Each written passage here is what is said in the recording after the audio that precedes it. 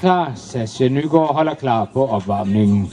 Og hvis så frem i fald, at Jakob Fisker ikke møder til start, så skal vi bede Sascha om at komme med herind og holde sig klar.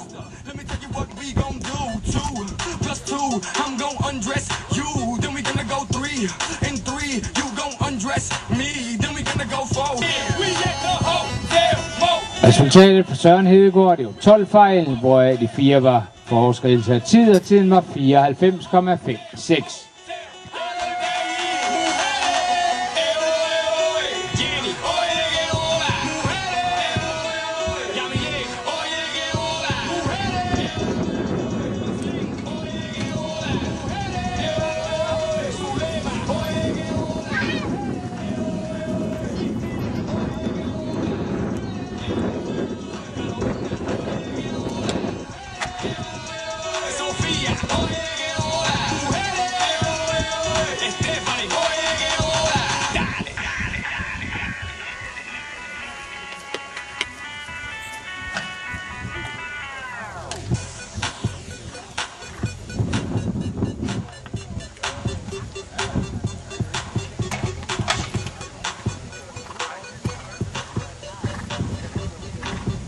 Næste rytter, vi skal have frem til start, jeg tror godt, vi kan sige, at det skal være Sascha Nygaard, for jeg tror ikke, at Jakob Fisker møder til start.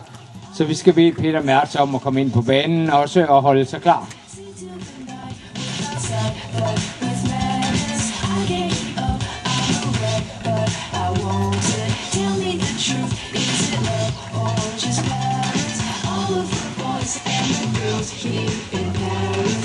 To